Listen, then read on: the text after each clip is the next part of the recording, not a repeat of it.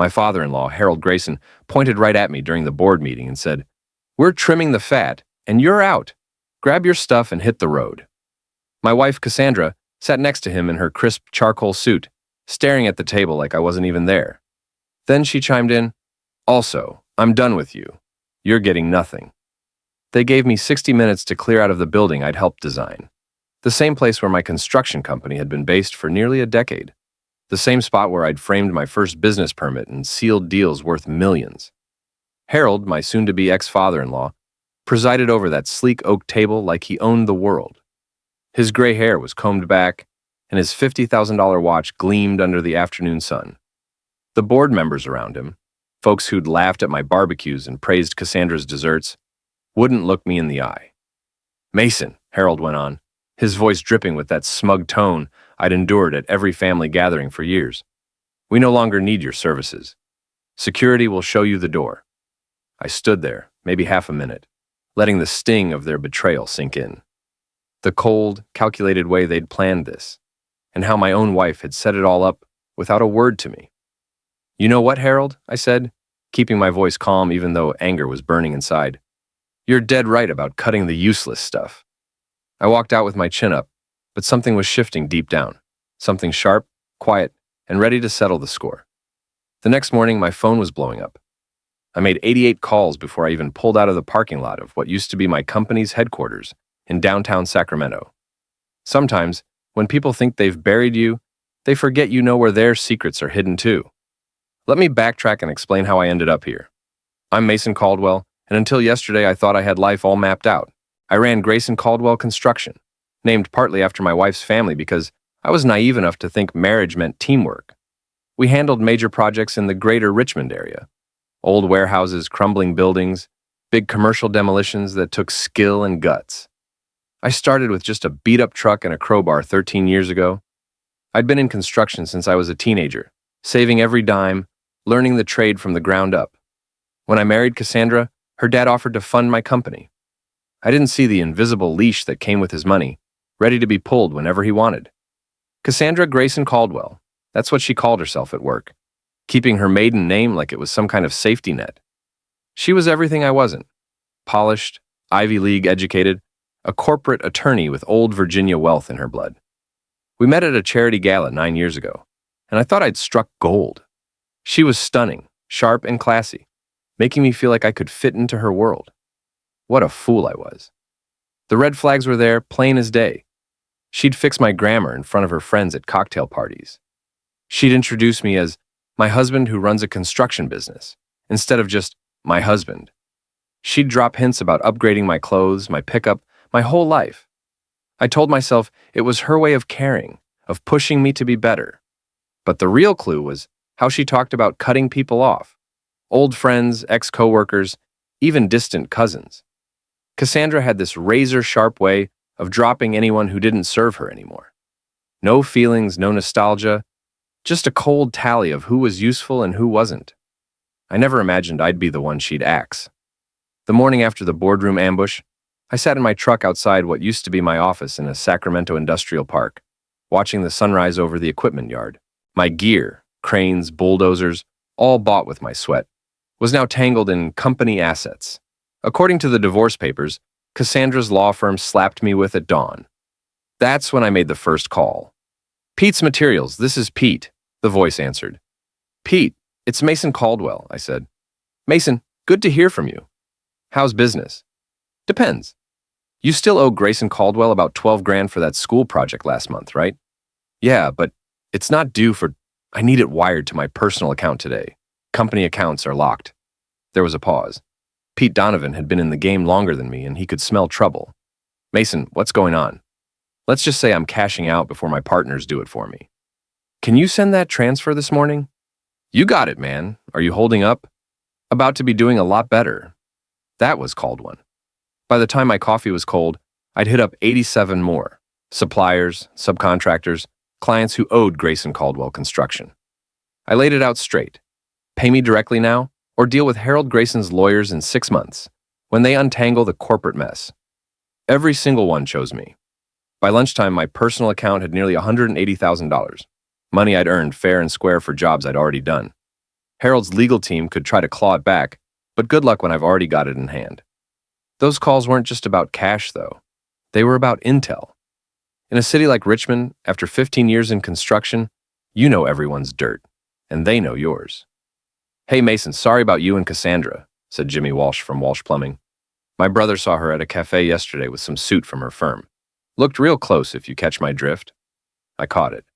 Victor Hensley, senior partner at Grayson, Whitmore and Partners. Yale Law, trust fund, the kind of guy who wore tailored suits and drove a hybrid to seem green. I'd met him at firm events, listened to him ramble about golf and art auctions. He was everything Cassandra thought she deserved, and everything I wasn't. "How long's that been going on?" I asked Jimmy. "No clue, man. My brother's better at tracking gossip, but he said they didn't look like just coworkers." After I hung up, I sat in my truck for a long while, thinking. The anger was simmering in my gut, hot and sharp like a bad chili. But beneath it, something colder and sharper was taking shape. Pure strategy. Cassandra had played her hand cleverly, boxing me out financially and legally while lining up her new guy. But she'd miscalculated one thing. She thought I'd just roll over. See, Cassandra grew up in a world where problems got fixed with fancy lawyers, deep pockets, and social clout. She'd never had to claw her way up or fight dirty. She figured she could flick me away like a bug and I'd slink back to some working-class corner she imagined I came from. But I didn't come from nowhere. I built my life brick by brick, and I wasn't about to let some country club queen steal it without a brawl. My first stop was Jimmy's Bar, a gritty spot on the edge of a warehouse district in Memphis. It was the kind of place where carpenters, dock workers, and mechanics grabbed a drink after a long shift. Jimmy Vaughn had taken over the place a few years back, after his own messy divorce, turning a rundown dive into something half-decent, while keeping its rough-around-the-edges vibe. Jimmy and I went way back. We dated for a few months before I met Cassandra, and we stayed buddies even after I got hitched, despite Cassandra's obvious side-eye. Jimmy was the kind of guy who could outdrink you, fix a leaky pipe with a twist of wire, and crack you up all in one night. Looking back, I probably should have stuck with him. "Well, look who's here," Jimmy said when I walked in at 3 p.m., wiping down the bar. The place was quiet, just a couple of regulars sipping beers and watching a Braves game on the TV. Jimmy's dark hair was tied back in a loose ponytail, and he wore a faded Vaughn's bar shirt that had seen better days. "Word gets around quickly," I said, sliding onto a bar stool. "Man, in this town, gossip spreads faster than a cold in a kindergarten," he replied, pouring me a cold one without asking. "So, what's the real deal? I heard from Carla Jenkins, her cousin's a teller at the bank, that you got canned for some shady stuff." "Carla Jenkins," I said, taking a swig. "Isn't her cousin one of Harold's poker buddies?" "Probably. You know how Memphis works. Everyone's tied to everyone else by a couple of handshakes." Jimmy leaned on the counter, sizing me up. "So, what went down?" I laid it all out. The boardroom betrayal, the divorce papers, Cassandra's fling with Victor, the calls I'd made that morning. Jimmy listened, nodding here and there, letting out a low whistle or a grunt of disgust. "That's scheming," he muttered when I was done. "I never liked her, you know. Too icy, always sizing you up like you're a stock portfolio." "Yeah, well, turns out my portfolio wasn't rich enough for her," I said. "Or she found one with a bigger payout." Jimmy grabbed his phone and started scrolling. "Hold up, let me make a couple calls. I know folks around town, some in places where people like Cassandra and her side piece forget the staff have ears." That's how I found out Cassandra's affair with Victor had been going on for over a year. They'd been spotted at restaurants in Nashville, thinking they were too far from Richmond to be noticed. Victor had been mouthing off at his golf club about trading up from his current setup, a wife of 12 years and 3 kids. But the real kicker came from Maria, who cleaned offices at Grayson, Whitmore and Partners a few nights a week. "Maria says Cassandra was talking about a pregnancy test last month," Jimmy said, relaying a call he'd just finished. "Maria found the box in the trash while cleaning. But get this, Cassandra was on the phone, laughing about it, saying something about security plans and keeping options open." It started clicking in my head. Cassandra wasn't just cheating.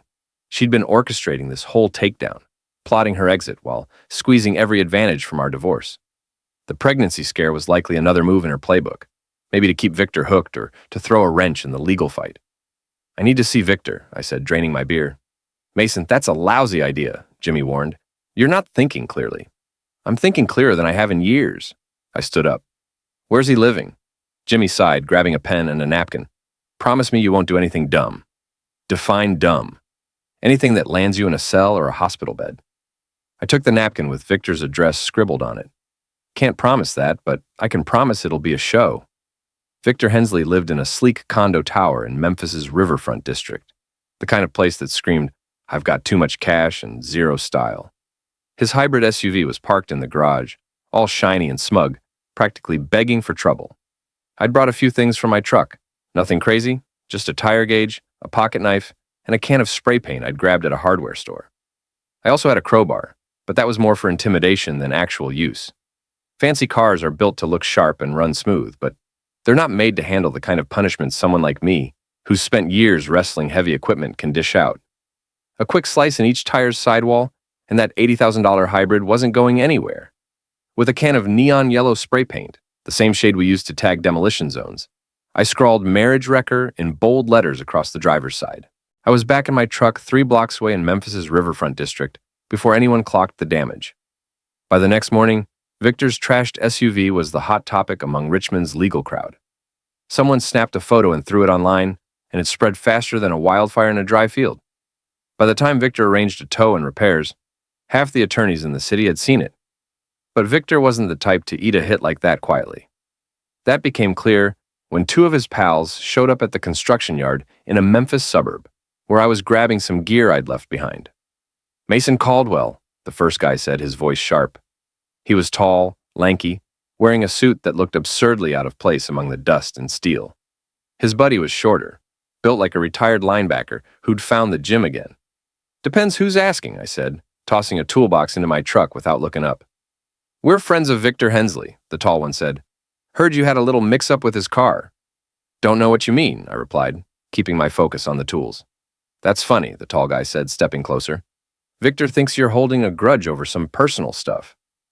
"Victor can think whatever he wants," I said. "Don't make it fact." The stocky one moved in, trying to puff himself up. "Maybe we need to talk this out more seriously." I turned, gripping a 3-foot crowbar in my right hand, not swinging it, just holding it like you'd hold any tool on a job. "Here's the deal," I said, locking eyes with both. "We can talk, sure. But first, let me ask you something.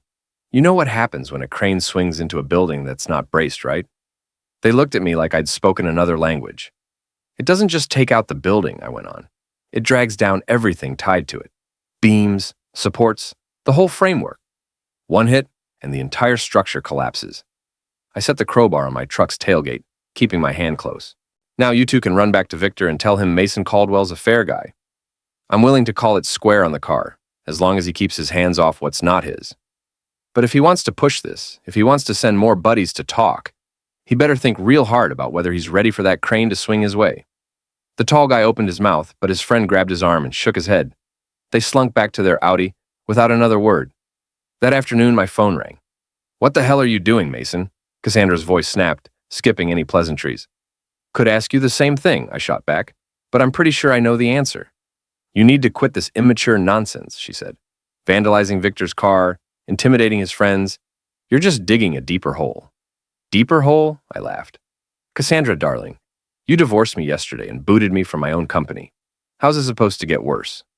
"The restraining order I'm about to file," she said. "That's a start. Stay away from Victor, me, and anyone tied to our firm." "Your firm?" I said. "You mean the one I was never really part of?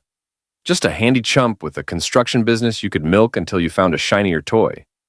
Silence hung on the line. When she spoke again, her voice had that polished lawyer tone she used when she wanted to sound calm while twisting the knife. "Mason, I get that you're upset, but let's be honest. This marriage is dead. We want different things. We come from different worlds." "Different bank accounts, you mean," I said. "You know what's not fair? Finding out your wife's been cozying up to her coworker for a year while plotting to swipe your livelihood? That's not fair. But you want to know what's really unfair, Cassandra? You thought I'd be too dumb to push back."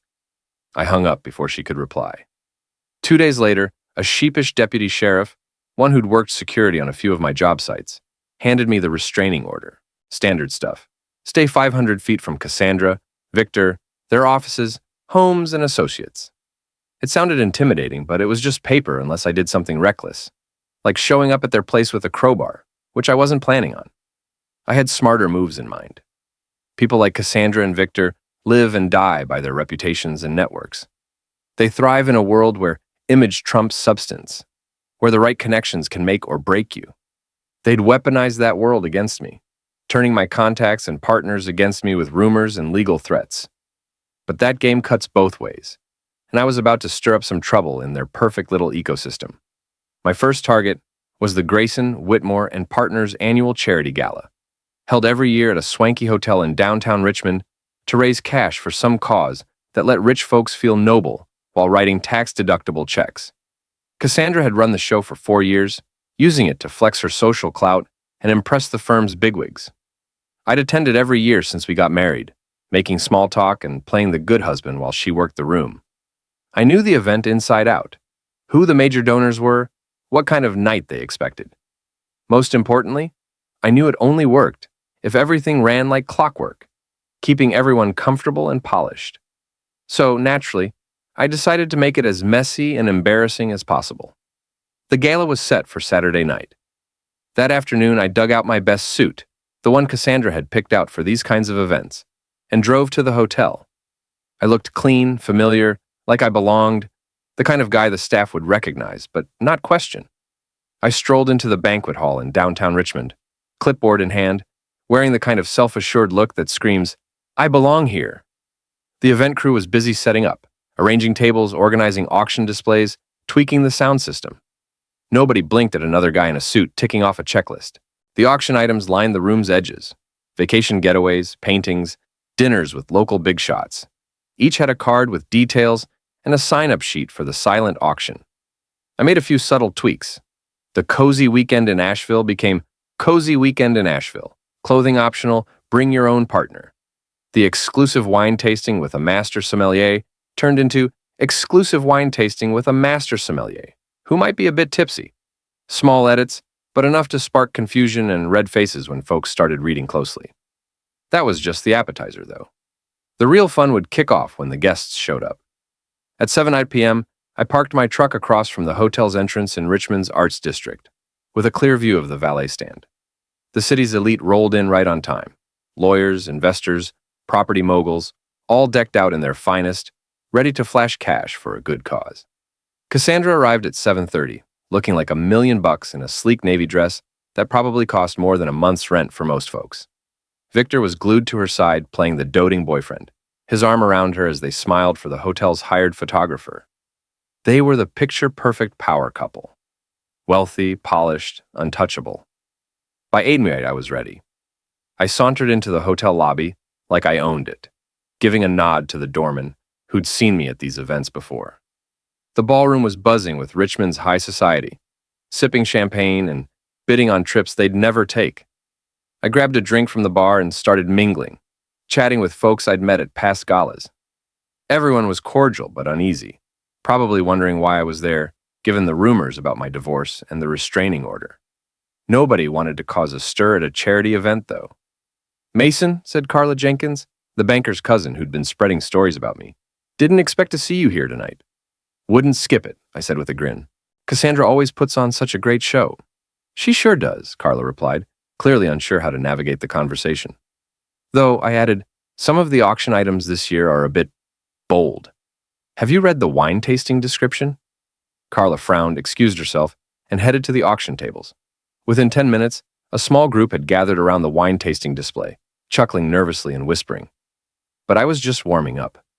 I drifted through the crowd, dropping casual remarks about the creative auction descriptions, wondering aloud if they were intentional or a typo.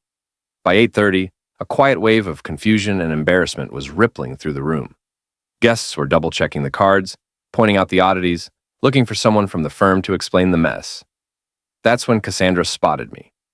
I was near the silent auction table, eyeing a private yacht tour that had somehow become private yacht tour, swimwear optional, captain not liable for seasickness, or questionable conduct. Her hand grabbed my arm. "What are you doing here?" she whispered sharply, her lawyer smile plastered on for the crowd. "Just supporting a good cause," I said, loud enough for nearby folks to hear. "This is for the kids' hospital, right? I've always been big on helping sick kids." "You're violating the restraining order," she hissed. "Nope," I said. "The order says I can't come within 500 feet of you. Don't say I can't attend public events where you happen to be. Besides, I got here first. Her smile tightened. Mason, leave. Now. Am I making you uncomfortable? I gestured to the auction table. Gotta say, whoever wrote these descriptions nailed the vibe of the night. Very upfront. I love the one about the romantic dinner being subject to partner availability. A few people nearby were pretending to browse the auction items, but their ears were locked on us. Cassandra knew a bigger scene would only make things worse. Fine, she said through clenched teeth. Have fun, but don't start trouble. Trouble, I said. I'm just here for charity. Though I'm curious, who's your date tonight? We haven't been properly introduced. Right on cue, Victor appeared, having caught the tension from across the room. He looked every bit the privileged hotshot, used to getting his way with a glare or a lawyer. You need to go, he said, stepping close enough that I could smell his overpriced cologne. Victor Hensley, right? I said, offering a handshake he didn't take. Mason Caldwell. I believe you know my wife. Your ex-wife, he corrected, ignoring my hand. Leave now, or I'm calling security. Security? I said, glancing around the room, where our little chat was starting to draw eyes. That's a bit much, Victor. I'm just here to support the kids' hospital. Aren't you here for the kids? You know why I'm here, he snapped. Do I? I said, looking between him and Cassandra. Are you here as her date, her lawyer, her business partner, or something else entirely? The crowd around us was growing, and I saw phones coming out. In about 30 seconds, this was hitting social media. Victor sensed it too. We're done, he said, grabbing Cassandra's arm. Not quite, I said, raising my voice just enough for everyone to hear, because I think these fine folks deserve to know a bit more about the woman running this event. Mason, stop, Cassandra said, her cool facade finally cracking. Ladies and gentlemen, I announced, turning to the crowd now circling us, I want to give a shout-out to my ex-wife, Cassandra Grayson Caldwell, for pulling off this incredible evening, and a special thanks to her boyfriend, Victor Hensley, for standing by her during this tricky transition. The room went quiet as a graveyard. Phones were out, recording every word. Ladies and gentlemen, I went on, raising my voice to the crowd at the Richmond gala. Some of you may have heard Cassandra and I are splitting up. What you might not know is the reason. Turns out, when your wife cares more about climbing the social ladder than keeping her vows, you end up getting tossed aside like yesterday's trash. Mason, stop it, Cassandra snapped, her face red with fury and embarrassment. But here's the kicker about trash, I said, staring right at her. Sometimes it's not as useless as you think. Sometimes it's just sitting there, ready to pull everything else down with it. Victor stepped forward, his face flushed with rage. You pathetic nobody, he spat. You think anyone here gives a damn about your sad little story? Some working-class chump whose wife traded up? The crowd gasped. Even these polished lawyers and bankers knew he'd crossed a line. But it was exactly the reaction I'd been fishing for. Traded up, I said, turning to the onlookers. Is that what you call it when a married woman starts cozying up to her coworker? An upgrade? That lit the fuse. The genteel charity gala erupted into chaos. Shouts, flashing phone cameras, and Victor charging at me like he wanted blood. I sidestepped and he crashed into the silent auction table, sending displays flying and a champagne tower smashing to the floor. The clatter of breaking glass and Victor's angry curses echoed as he struggled to stand, his fancy suit soaked in bubbly and littered with auction pamphlets. Whoops, I said loud enough for everyone to hear. Looks like someone hit the bar too hard. Security showed up, 2 hotel staffers who clearly wished they were anywhere else. But the damage was done. The video of Victor Hensley, big shot partner at one of Richmond's top law firms, stumbling like a drunk and yelling profanities at a charity event, was already spreading across every social media platform. I walked out of that ballroom with my head high, leaving behind a crowd of stunned faces and 2 people whose perfect public images had just been shredded in front of Richmond's elite. By morning, the story was everywhere. Local news, social media, even a blurb in the Richmond Times-Dispatch Society section. Headlines ranged from charity gala turns chaotic to lawyer love triangle blows up at Riverfront Hotel. My favorite was a local blog post. When keeping it classy goes wrong, rich folks behaving badly. Victor's firm put out a weak statement about personal matters not reflecting professional conduct, and said he was taking a leave of absence. Cassandra's name was in every article, usually tied to the divorce and the affair. Their pristine world was collapsing live, and I had the best seat in the house. But I wasn't finished, not by a long shot. The next phase of my plan needed more finesse and a lot more patience. The gala was a public gut punch. What came next would be a slow, surgical takedown of their money, their status, and their future. I started with Victor's wife, Lorraine. Lorraine had been noticeably absent from the gala, and according to Jimmy's gossip network, she and Victor had been on rocky ground for months. A little digging revealed she came from serious old Charleston money, and much of Victor's high-roller lifestyle was bankrolled by her family's trust fund. I tracked her down at a cozy coffee shop in a quiet corner of Richmond's Fan District, where she went every Wednesday morning. She was alone at a corner table, flipping through what looked like legal papers. Early 40s, sharply dressed. But her eyes carried the weight of someone dealing with more stress than a meditation app could fix. "Lorraine Hensley," I said, approaching her table. She looked up, puzzled. "Do I know you?" "Mason Caldwell," I said. "You might have heard my name recently." Her face shifted instantly. "You're the husband. Ex-husband, technically. Mind if I sit? I think we've got some things to talk about." She hesitated, then nodded to the empty chair. "Come to rub it in about the gala?" "Nope," I said. "I'm here to apologize." That threw her. "Apologize?" "You didn't deserve to be humiliated like that," I said. "Your husband's affair isn't on you, and you shouldn't be stuck cleaning up the mess from my public blowout." I paused, letting it land. "But I also think you deserve the full story." She stared at me for a long moment, then shut the folder of papers. "What story?" "How long's the affair been going on, Lorraine?" I asked. "According to Victor's divorce filing, it started after you two separated 6 months ago, right?" Her voice was steady, but I caught the anger underneath. "That's what his papers say." "According to other folks, it's been over a year," I said. "I've got people who've seen them together going back 18 months. Hotel receipts, restaurant tabs, travel records." I slid a folder across the table. "Victor's been using the firm's expense account to fund their little romance. Dinners, weekend getaways, even a necklace or two. All written off as business expenses." Lorraine opened the folder, her face going cold as she scanned the pages. "Where'd you get this?" "Let's just say 15 years in construction builds connections with people who see things," I said. Most of it came from Jimmy's network, bartenders, janitors, hotel clerks who were invisible to people like Victor. But she didn't need the details. "Why show me this?" she asked, her eyes narrowing. "Because Victor tanked my marriage and stole my business," I said. "But he also wrecked yours and burned through your money doing it. That makes us allies, don't you think?" She closed the folder, studying me. "What are you suggesting?" "Victor's about to learn that divorcing a woman with a sharp lawyer and deep pockets is pricier than he expects. Especially when she's got proof of his cheating and financial games," I said, leaning forward. "I'm not asking you to do anything shady. Just make sure your attorney has all the facts." "And what's in it for you?" she asked. "The joy of watching Victor Hensley find out choices have consequences," I said, standing up. "Think it over, Lorraine. But don't wait too long. Victor's already shuffling assets to hide cash before the divorce heats up." I left her with the folder, knowing she'd use it. Women like Lorraine didn't stay wealthy by being naive, and they didn't let people rob them blind without a fight. 2 weeks later, Victor Hensley's life, personal and professional, went up in flames. The Virginia State Bar kicked off an investigation into his misuse of firm funds for personal expenses. Lorraine's divorce lawyer filed motions to freeze his assets and demanded a deep dive into the firm's finances. And someone, don't ask me who, tipped off a reporter at the Richmond Dispatch, a guy known for exposing the dirty laundry of the city's elite. The headline didn't pull punches. "Local attorney accused of bankrolling affair with firm cash."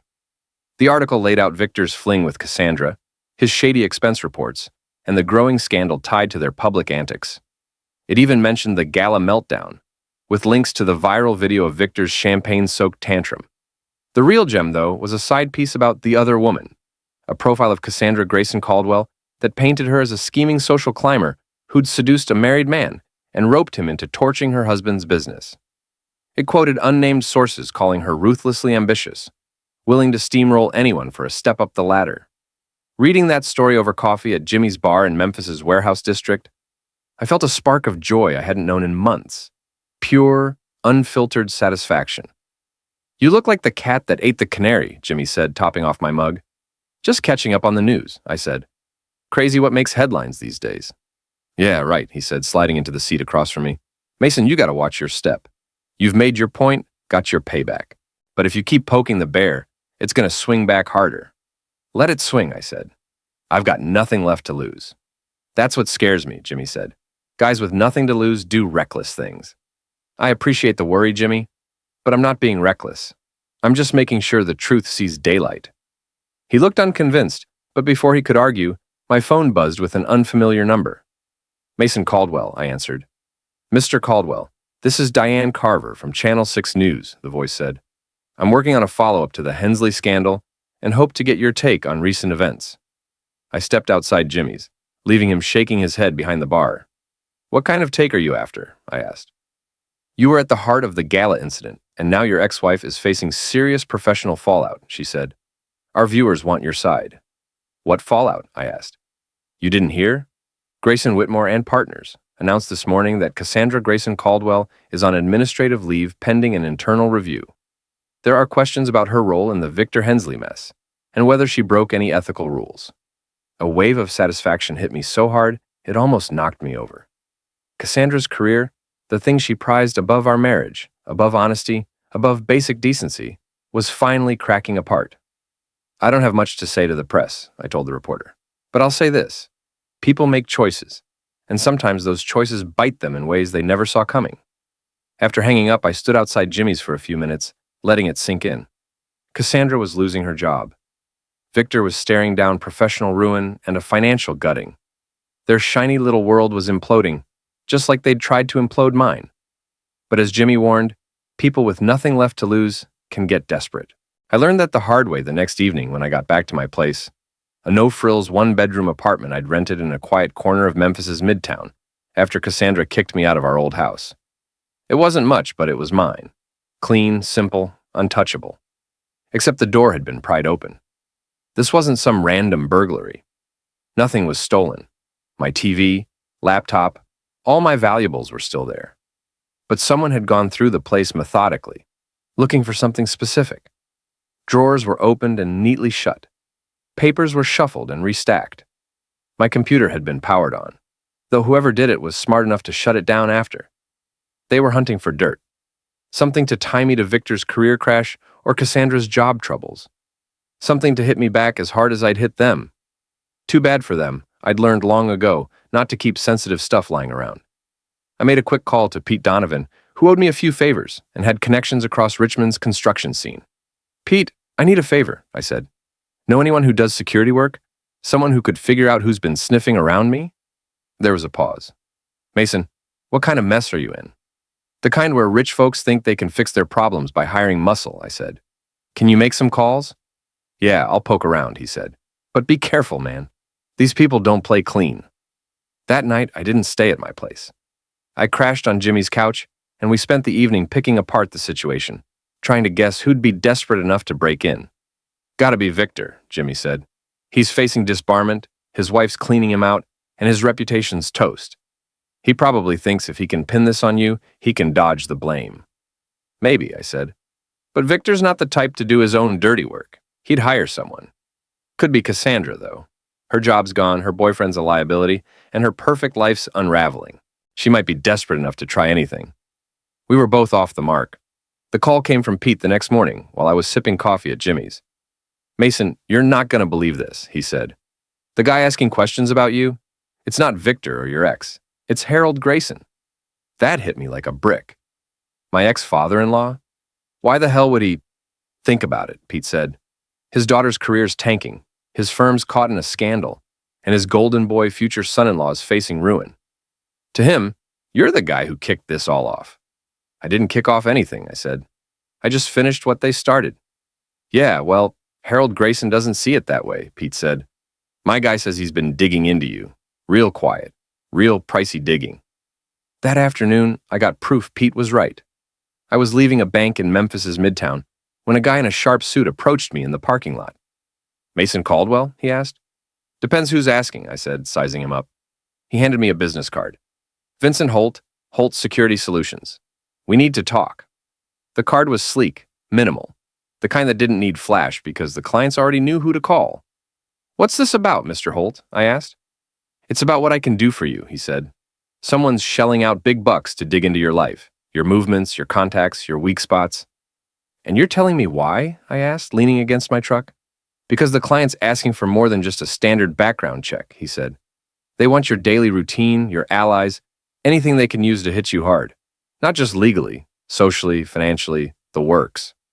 I studied with him. Holt was in his 50s, gray at the temples with steady eyes that screamed ex-cop or military. He didn't seem like the type to work for lowlifes, which made this all the more unsettling. What kind of hit? I asked.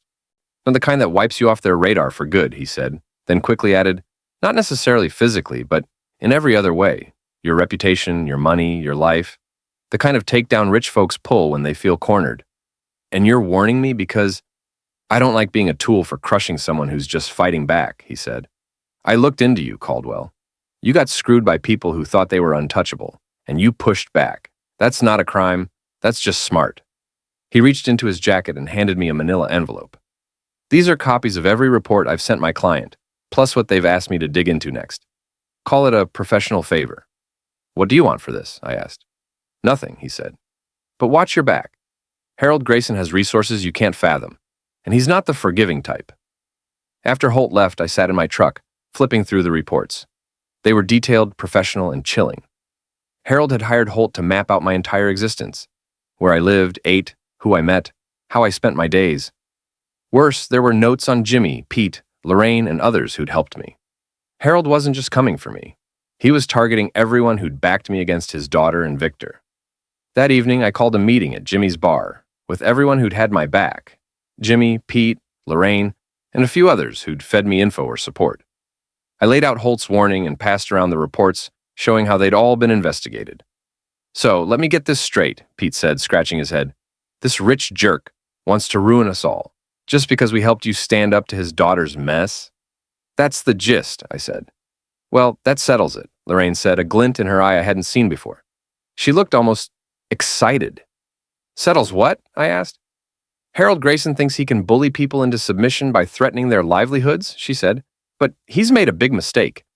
Which is? Jimmy asked. He's picking a fight with people who've got their own firepower, she said. Pete, you've got ties all over the construction world. Jimmy, you know every bartender and waiter in Memphis? I've got family money and legal connections going back decades, she looked at me. And Mason, you've got something even better. What's that? I asked. You've got nothing to lose, and a damn good reason to make sure Harold Grayson learns some folks don't fold under pressure. That's when it hit me. This wasn't just my fight anymore. Harold had turned it into a war by going after my allies. Now it wasn't only about settling scores with Cassandra and Victor. It was about showing rich, powerful types they couldn't steamroll regular people just because they felt like it. The final phase of my plan kicked off that night. Over the next 2 weeks, we methodically took apart Harold Grayson's carefully built empire. Lorraine leaned on her family's connections to pressure the bank holding the mortgage on Harold's beach house in Wilmington, calling in favors that triggered a surprise audit of his loan terms. Pete spread word through the construction industry that Harold was a nightmare client, slow to pay, impossible to please, effectively locking him out of future projects. Jimmy's network of service workers suddenly got real sloppy with Grayson family properties. Deliveries showed up late, repairs dragged on, and bookings at upscale restaurants mysteriously vanished.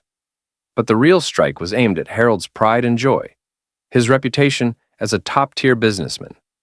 Harold had built his fortune through real estate, particularly a string of high-end condo projects that had transformed Richmond's Riverfront over the past 10 years. His company, Grayson Properties, was privately held, but relied on big investors who trusted his winning streak. What those investors didn't know was that his latest project, a $50 million luxury tower called Riverfront Heights, was built on a shaky foundation of cut corners, code violations, and structural risks that would give any honest inspector nightmares. I knew this because my company, Grayson Caldwell Construction, had handled site prep for Riverfront Heights 4 years ago. We'd flagged issues with soil stability and water drainage, but Harold brushed them off as too costly to fix. The official city filings claimed everything was squared away, but I knew better. More importantly, I had photos, soil tests, and documents to prove it, kept as a precaution, the way any smart contractor does when dealing with a client known for dodging blame. The first call went to Richmond's building inspection office. This is Mason Caldwell from Caldwell Construction. I've got concerns about structural issues at the Riverfront Heights project. The second call went to the Richmond Dispatch reporter who'd broken the Victor story. I've got proof of code violations at a major riverfront development, issues that could endanger hundreds of residents. The third call was to Channel 6 News. Remember that follow-up you wanted on choices and consequences? I've got something your audience will want to hear. By week's end, Riverfront Heights was headline news. City inspectors descended on the site, finding exactly the flaws I'd warned about years ago. The state attorney general's office launched a probe into Grayson Properties' compliance with building codes, and major investors started demanding answers about why they hadn't been told about potential structural risks. Harold Grayson's response was quick and predictable. Harold Grayson held a press conference, swearing up and down that the accusations were baseless and vowing to sue everyone involved in what he called a vicious smear campaign. But it was too late. The damage was done, and it was spreading like wildfire. The Riverfront Heights scandal sparked investigations into Grayson's other properties, uncovering a long history of skimping on costs and dodging regulations. Investors started bailing on active projects. Banks called in loans. City officials who'd rubber-stamped Grayson's permits were suddenly answering tough questions about their oversight. Within a month, Grayson Properties was teetering on the edge of bankruptcy, and Harold's reputation as Richmond's golden developer was in tatters. But the real payoff was still coming. Cassandra had been clinging to her job by a thread, hoping the Victor scandal would eventually fade so she could rebuild her career. When her father's empire started crumbling, though, the law firm decided the Grayson name was too toxic. On a Tuesday morning, she was fired, escorted out of the office by security, her access to firm systems cut off on the spot. By Wednesday, the Virginia State Bar was investigating her for helping Victor misuse firm funds. Victor, meanwhile, had lost his law license, his wife, his house, and most of his wealth. He was holed up in a tiny apartment, scraping by as a paralegal for a shady firm chasing ambulance cases. Their perfect little world, the one they thought made them untouchable, had collapsed entirely. I wasn't done, though. One more person needed a lesson in consequences. I found Harold Grayson at his golf club in a ritzy corner of Richmond's West End on a Saturday afternoon, sitting alone at the bar, nursing what looked like his fifth or sixth whiskey. The guy who'd pointed at me in that boardroom and called me deadweight looked like he'd aged a decade in a month. His hair was a mess, his tailored suit wrinkled, his hands trembling as he lifted his glass. "Harold," I said, taking the stool next to him. He looked up, eyes red and furious. "You," he growled. "You ruined everything. My business, my daughter's career, my entire life." "No, Harold," I said, keeping my voice steady. "You ruined it. I just made sure everyone saw it." "You think you're some kind of hero, don't you?" he said. "Some blue-collar champion sticking it to the rich and powerful." "I'm just a guy who got sick of being pushed around by people who thought they were above me," I said. I waved to the bartender for a beer. "Here's the funny thing, Harold. You could have just fired me, cut me loose from your daughter, and I probably would have moved on. But you didn't." "No, I didn't," he said, staring into his empty glass, "because you made one critical mistake." "What's that?" I asked. "You underestimated me," I said. "You thought I was some nobody who'd fold when the big shots told him to. You figured I didn't have the smarts or the guts to fight back." Harold drained the last of his whiskey, glaring at the glass. "So what now? Are you here to gloat? Threaten me? What's your play?" "My play?" I said, finishing my beer and standing up. "My play was watching you learn that money and connections don't make you bulletproof, that treating people like trash has a price, that sometimes the dead weight you try to ditch ends up sinking you." I left him there, staring into his empty glass, probably wrestling with the wreckage of his life. I didn't feel a shred of pity. He'd made his choices, and now he was living with the fallout. 3 months later, I was back in the game, not construction this time. That chapter was closed. Instead, I used the cash I'd stashed and the contacts I'd built to launch a consulting firm, helping small businesses fend off legal and financial pressure from bigger players. Turns out, there's a real demand for someone who knows how the wealthy operate and isn't afraid to get scrappy when needed. Jimmy became my business partner, bringing his network and knack for digging up dirt. Pete Donovan invested, lending both money and street cred in the construction world. Lorraine even signed on as our legal advisor, using her family's connections to open doors that would have stayed shut. We called it Fresh Start Consulting, with a straightforward motto: when they try to bury you, we help you claw your way out. Business was thriving.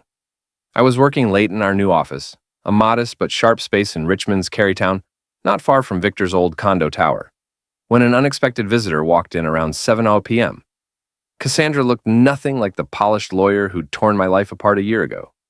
She was thinner, worn out, dressed in nice but budget-friendly clothes. Her hair was pulled back plainly, no trace of the magazine cover makeup she used to wear. "Hey, Mason," she said, her voice soft. "Cassandra," I said, leaning back in my chair. "Didn't expect to see you here." "I heard about your new company," she said. "Congrats." "Thanks," I said. "What's up?" She sat across from my desk, looking uneasy. "I wanted to say I'm sorry for everything. The way I handled the divorce, the business, all of it. I was wrong." I studied her face, searching for a hint of the old Cassandra. "Why now?" "I've had a lot of time to reflect on what I did and why," she said, staring at her hands. "And I've realized what I threw away. A good man who cared about me, a real partnership, a life that actually meant something." She paused, swallowing hard. "I traded it all for money, status, and people who ditched me the second things got rough. I was hoping maybe we could talk. Not about getting back together," she added quickly. "I know that's off the table. But maybe about moving forward without all this bitterness." I weighed her words. A year ago, I'd have given anything to hear her say this.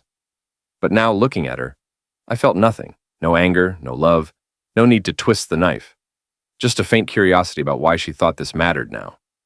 "Cassandra," I said, "a year ago, you looked me in the eye and said I deserved nothing. You and your father stole my company, trashed my name. You picked your boyfriend over your husband, your career over our marriage." "I know," she said, her voice breaking, "and I'm so sorry." "I'm sure you are," I said. "But here's the thing about apologies. Apologies don't fix what's broken," I said to Cassandra, leaning back in my chair. "They don't give me back the year I spent clawing my way out of the mess you made. They don't erase the truth you showed me about who you really are when things got tough." She opened her mouth to speak, but I raised a hand. "I'm not mad anymore, Cassandra. I'm not out to make you pay or see you suffer. But I'm also not pretending a sorry patches everything up." I stood up. "You made your choices. I made mine. Now we both live with the fallout." She sat there a moment, then nodded, rising slowly. "I get it," she said. "I just wanted you to know I see what I did wrong." "I hear you," I said, "but it doesn't change a thing." After she left, I sat in my office, mulling over our talk. A year ago, her words might have hit me, might have given me some kind of peace or vindication. Now, they just felt like static, like a bill for something I'd long forgotten I owed. Truth is, I'd moved on, not just from Cassandra, but from the guy I was when I was with her. That guy, desperate to fit into her high society world, chasing her approval, was gone. In his place was someone tougher, sharper, and at ease with who he was. I'd learned that when people try to bury you, you've got two paths: stay down, or fight your way out and make damn sure they can't try it again. I picked the second one. 6 months later, Harold Grayson was found dead in his home office, a heart attack brought on by the stress of watching his empire collapse, or so the papers said. The Richmond Times-Dispatch obituary called him a visionary developer and community leader. But the online comments told a different tale. Stories of his corner cutting, code violations, and the way he'd treated workers and contractors. Victor Hensley had hightailed it to Atlanta, working as an overnight security guard and living in a cramped apartment in a rough part of town. Jimmy's sources said he'd picked up a drinking habit, spending nights at dive bars, ranting to anyone who'd listen about how his life was ruined by a vengeful ex-husband and a bunch of blue-collar nobodies. Cassandra had left Richmond entirely, moving to Denver to work as a paralegal at a small firm handling divorce cases. She kept a low profile, steering clear of social media, trying to piece together a new life far from the ruins of her old one. As for me, Fresh Start Consulting had grown into one of Richmond's top firms for small business advocacy.